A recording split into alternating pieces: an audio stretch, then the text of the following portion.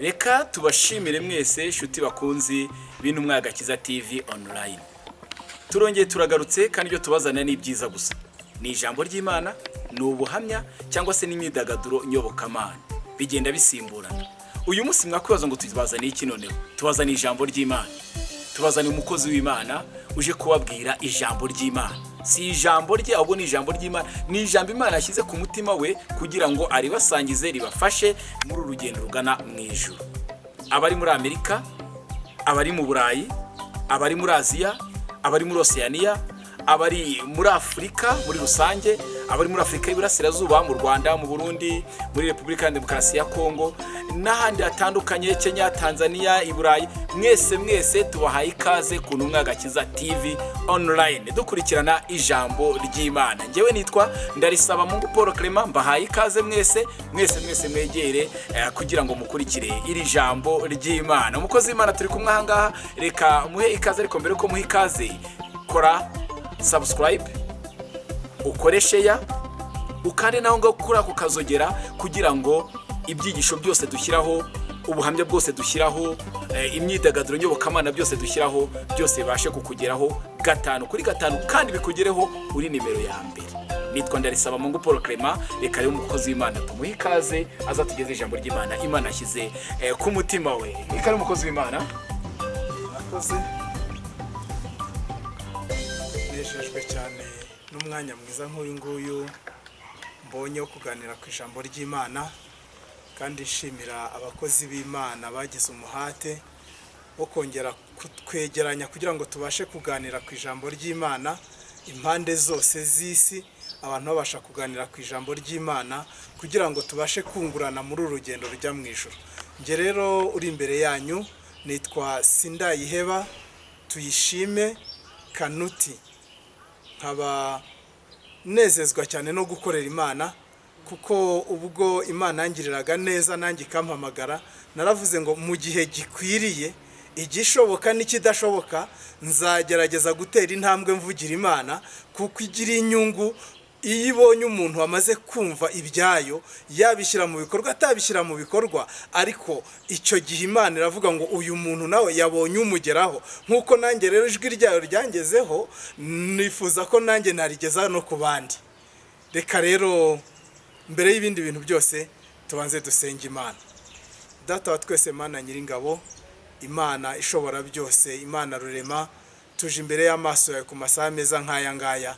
Tugushimiye kuri Imana imenya umuntu mu itangiriro, ikamumenyamo hagati, yarangiza ikamumenya no mu iherezo ryayo. Uko byagenda uko ariko kose twese uratuzi, none uduhaye n'umwanya mwiza nk'uyu nguyu. Nifuza ngo Mana ungirire neza, ugirire neza abantu bawe, dusangirire ijambo, kandi Uwiteka Mana Nyiringabo ryubaka imitima yacu, ndetse n'ibinashoboka rigere no ku mibiri yacu, maze twaguke tube abantu wishimira mu bihe nk'ibi ngibi. Urakoze rero kudufasha, kandi umugisha wawe kurukira kubana natwe, umwuka wera yururuka azatuyobore, ni mu izina rya Yesu tubisabye, amen.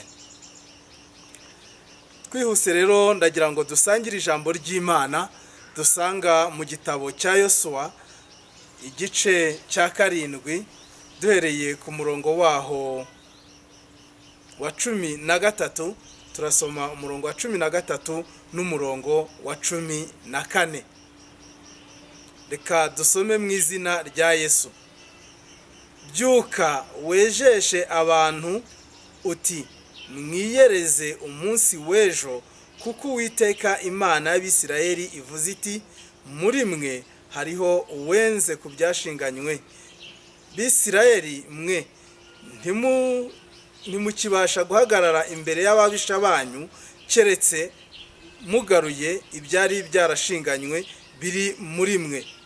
Mu gitondo muzaterane uko imiryango yanyu iri, nuko umuryango Uwiteka azarobanura uzaterane uko amazu yawo ari, maze inzu Uwiteka azarobanura izaterane uko imbyaro zayo ziri, kandi urubyaro Uwiteka azarobanura ruzaterane, hazajye haza umuntu umwe. Amen.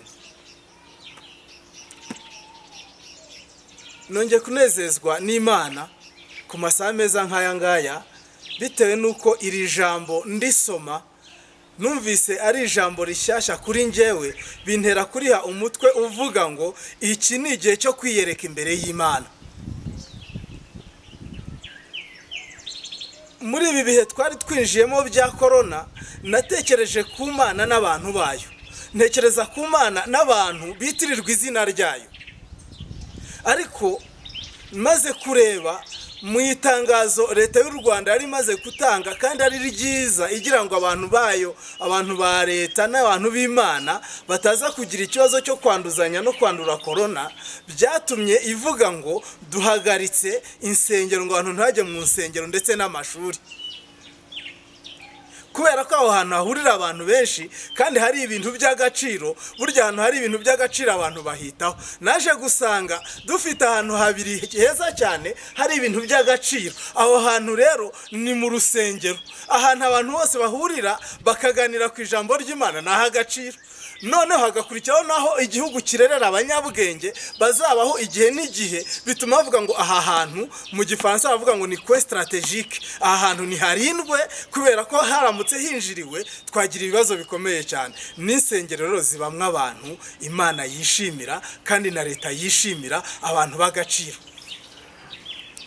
Ariko nza kugira ikindi kibazo gikomeye cyane cyo kwibaza ngo kuki bavuze ku nsengero barangiza utubari, utubyiniro, ahantu abantu baza kunywa bakagira gute, aho ntibahavuge.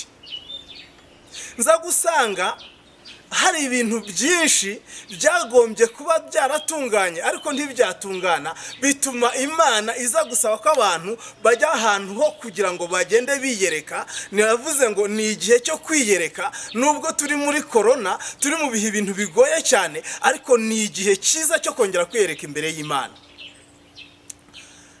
Yosuwa, Imana imuhamagara yaramubwiye ngo umva ngo Yosuwa, ngo umugaragu wanjye Mose ngo yamaze gupfa,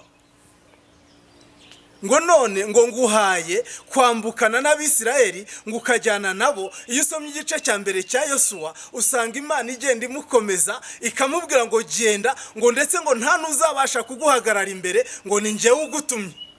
Yosuwa yari afite ubudahangarwa.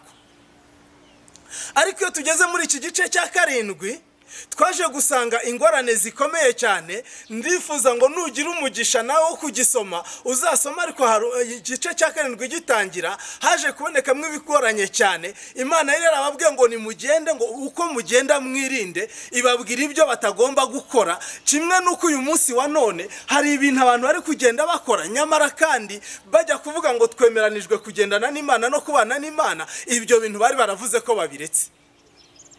Bityo Imana nayo irababwira ngo ibi ntimuzabikore.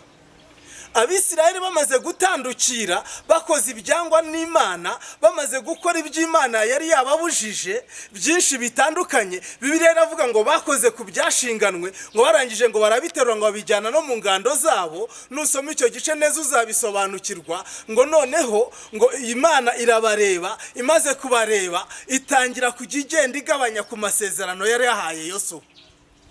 Ariyo mpamvu natwe uyu munsi ko Bibiliya bivuze ntabwo tukibasha guhagarara imbere y'ababisha bacu, kubera ko hari ibyo tutatunganije. Yewe no mu babisha na korona irazamo, nayo ni umubisha ukomeye. Ariyo mpamvu umubisha yaje anyuze mu ruhande rumwe tukibona insengero zakinzwe. Nimvuga insengero uraza gusanga aho hose wabarizwaga, haba mu musigiti haba barakinze. Ariko impamvu yo gukinga nta yindi, ni twebwe ubwacu twamaze gukora ku byashinganwe. Uraza kujya kureba usanga hari ibintu bidatunganye. Bityo noneho ibyo ngibyo byatumye isezerano Imana yari yahaye Yosuwa, tuve kuri Yosuwa tugende ugere kuri njyewe, ugere kuri wowe. Imana yaguhaye ubudahangarwa mu murimo wayo wari uri gukora, nyamara ubwo budahangarwa bwagize gutya burasunikwa. Nubwo twari dufite ibintu by'agaciro, ariko ubudahangarwa bwacu bwarasunitswe kubera ko hari ibidatunganye dusabwa gutunganya uyu munsi wa none. Imana yacu itugirire neza cyane. Ndumva ngo dukwiriye kongera kwiyereka imbere y'Imana. Imana ibonye ko Yosuwa ababaye kandi ifitanye ibanga nawe, afite icyo yavuganye n'Imana, bituma noneho yongera kwegerana n'Imana. Imana iramubwira ngo umva Yosuwa ngo byuka, kuko Yosuwa ngo yari yaguye yubamye yishishimuye, nk'uko abantu uyu munsi wa none buri wese ari kugenda akiherera mu cyumba cye akagira ukundi kuntu yakongera kwinginga Imana ngo ese ibi bizagenda bite, ngo ese iherezo ry'ibi ngibi ni irihe. Ariko umva icyo Imana yabwiye Yosuwa, iramubwira ngo byuka mukozi wanjye. Bakozi b'Imana, nimureke tubyuke, tureke kurambarara, aho turi tubyuke. Birakwiriye ngo tubyuke, ni igihe cyo kubyuka, si igihe cyo kurambarara nubwo ibihe bimeze nabi. Noneho ngo imaze kumubwira arabyuka, iramubwira ngo umva ngo icyo utamenye ngo abantu ngo bakoze ku byashinganwe. Icyama ngo abantu turi kugendana uyu munsi wa none, abo turi kumwe uyu munsi wa none, muri iki gihe gisa naho turi mu gihe gifunze, tuvuga ngo ntabwo turi kujya mu nsengero, ntituri kujya aho twahuriranaga n'Imana. Noneho natwe twongere twegerane, tugire icyo twabwira Imana, kuko birakwiriye ngo abantu bamenye ko dukwiriye kubyuka. Irangije iramubwira ngo umva rero ngo abantu bakoze ku byashinganwe, ngo none ubwo bakoze ku byashinganwe ngo teguza imiryango yose 12 ya Isirayeli. Reka nanjye nteguza imiryango y'Imana. Ngo buri muryango ngo numara kwegerana ngo buri wese ngo ajye imbere y'Imana, ngo uko umuryango uri muri ya miryango yose uko ari 12, ngo uko umuryango uri ngo ugende ujye imbere y'Imana. Nugera imbere y'Imana ngo wiyereke. Ngeze ku ijambo ryitwa kwiyereka rero nagize ubwoba bukomeye cyane. Narebye iyo bari gutoranya misi, iyo tugeze ku gihe cyo gutoranya misi w'u Rwanda cyangwa se wa universite cyangwa se w'ahantu runaka, bakavuga ngo yazaba misi. Ushaka kuba misi aragenda akitegura intambuko ye, kugira ngo naza gutambuka abantu bavuga bati dore uriya wazi kugenda. Uko ni ukwiyereka kwaje. Burya mu kwiyereka harimo intambuko, hari ibintu twagiye duhwatagira turi gutambuka. Umbabarire wumve hahandi muri wa muryango wawe, bishoboka kuba umuryango wawe ari mu rugo iwawe, bishoboka kuba umuryango wawe ari mu itorero wasengeragamo cyangwa usengeramo cyangwa ubarizwamo, bishoboka kuba ari mu isoko aho wirirwa. Aho ngaho uko utambuka, ubundi utambuka gute? Nta bintu ugenda ukandagirana kandi utagombaga kubikandagira. Imana rivuga ngo Abisirayeli biyereke, ko ari kugira ngo ibyo ngibyo abari gutambuka ibyo bagiye bakandagira bavuga bati ibi ngibi noneho twakandagiye, ntabwo tuzongera kubikandagira ukundi. Mu kwiyereka umuntu arambara neza akikwiza. Ndi kuvuga kuri ba misi ukuntu bambara, none uwambaraga ubucabure bugera hano icyo gihe ntiyongera kubwambara, bambara bakageza hasi, bakambara nk'abarikazi b'u Rwanda, ukavuga uti uyu muntu kwere arambaye. Noneho yamara kwambara yahisha ubwambure bwe agasohoka akajya ahagaragara, abantu bakavuga bati dore uyu mukobwa arambaye kwere. Umuntu wamwambitse dukwiriye kumenya ari nde wamwambitse. Ubundi mu kwiyereka kwacu natwe muri iki gihe turimo cyo kwiyereka imbere y'Imana twambaye iki? Ubwambure bwacu bwagaragaye imbere y'Imana turi kugenda tububona. Dufite amakoti meza cyane, dufite imyambaro ndetse n'iy'amatorero yagiye atubohera tukayambara, ariko hari ubwambure bwo mu mutima. Ngira ngo ahantu wicaye ugize umugisha ukaba unkurikiye nawe nkagira amahirwe ukanyumva, ukongera ukareba ubwambure bwo mu mutima wawe. Niba utariyandaritse mu mutima ukaba wambaye ubusa, abantu bakaba bari kukureba bakavuga ati ariko zaryo uriya we kweri koko nubwo Imana ihamagara, nubwo Imana yaremye uriya nawe koko yamuremye nkatwe, kubera uko wambaye mu mutima wawe. Kandi abakuru baravuze ngo akuzuye umutima gasesekara ku munwa. Ubwo gasesekara inyuma umuntu akagaragara uko ari.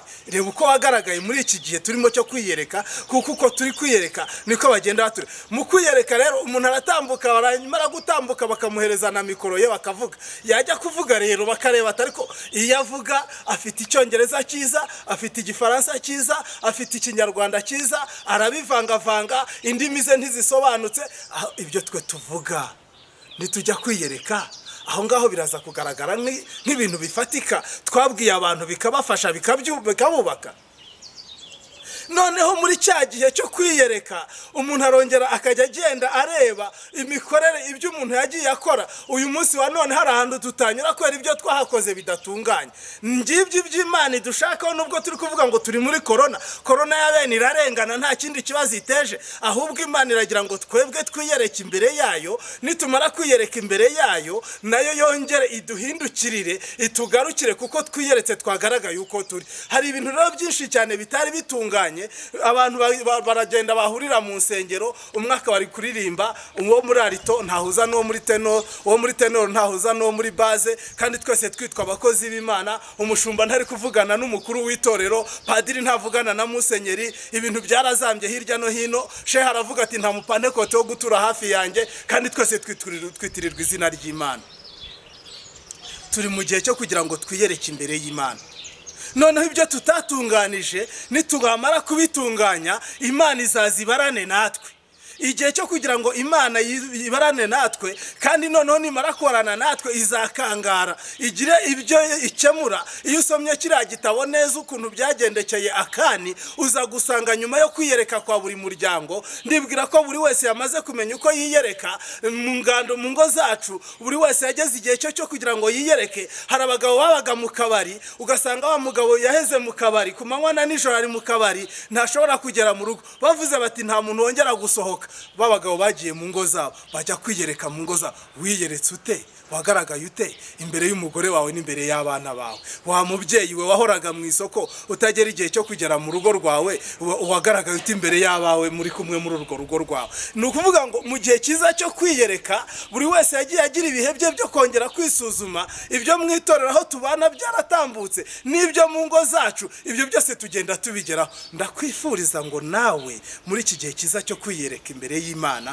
ugire ukuntu ubaranwa n'Imana, ariko uzi neza ko nyuma y'ahangaha, nyuma yo kwiyereka imbere y'Imana, Imana izaza kukubwira ngo noneho ibintu birahindutse, nje kwikangarira. Kandi niza gukangara bizaba bibi. Ndakwifuriza ngo Imana igusure, nanjye sure, twebwe twese tugirirwe neza n'Imana. Reka rero dusenge Imana, twinginga Imana ngo muri iki gihe cyo kwiyereka imbere yayo iduhe umutima ukangutse. Turagushimiye Mana Data, tugushimiye kugira neza kwawe gukomeye, tugushimiye ukuntu wabanye natwe muri uyu mwanya w'ijambo ryawe. Nuko rero ijambo riratambutse, umurimo usigaye n'uwawe, ufasha abantu bawe, twebwe twese udufashe. Turi mu gihe cyiza cyo kwiyereka imbere yawe, buri wese wongere kumusura mu gihugu cy'umutima, impande zose, inguni zose z'umutima uzigeremo, maze umwuka wera yongere yirukaza tuganirize, natwe duce bugufiya, kugira ngo umunsi uzaba uje kureba abantu bawe uzasange turi ubwoko wishimira. Ni mu izina rya Yesu tubisabye. Amen.